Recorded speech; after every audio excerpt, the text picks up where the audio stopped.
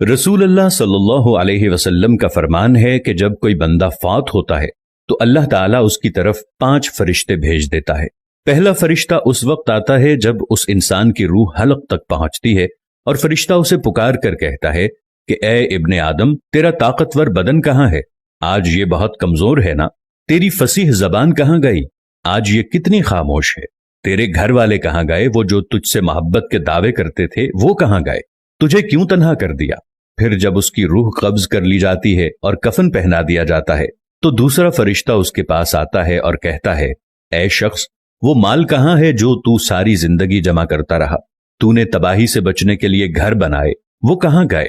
वो सब माल और दौलत जो तूने दुनिया के लिए इकट्ठा किया था वो तुझे बचाने क्यों ना आया? फिर जब जनाजा उठा दिया जाता है तो तीसरा फरिश्ता आता है और उसे पुकार कर कहता है कि आज तू एक ऐसे लंबे सफर पर जा रहा है कि जिससे लंबा सफर तूने आज तक नहीं किया होगा। आज तू ऐसी कौम से मिलेगा कि जिससे तू कभी नहीं मिला।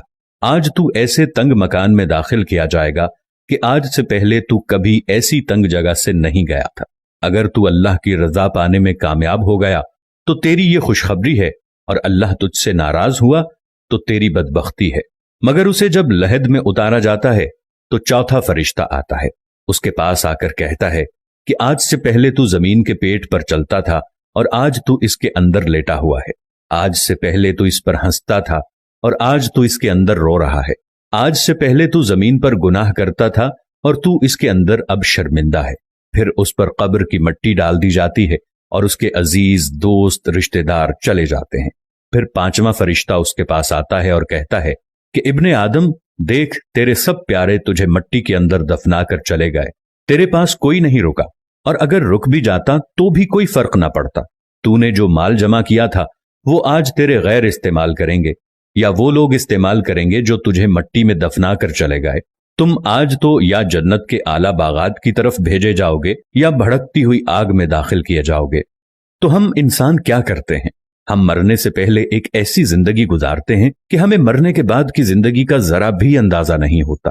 हजरत अली रज़ियल्लाहु अन्हु का फरमान है कि जिस माल पर तुम लोग ऐशो इशरत करते हो या जिसको तुम अपना समझते हो वो माल मरने के बाद पराया हो जाता है। जिस घर को तुम अपना समझते हो वो घर मरने के बाद पराया हो जाता है। इस घर के मकीन और हो जाते हैं। तो इस दुनिया में तुम्हारा कुछ भी नहीं है। ये जो दुनियावी चीजें हैं इसमें तुम्हारा कुछ भी नहीं है। अगर कुछ तुम्हारा है तो वो है नेक अमल जो तुम करते हो और जो क़यामत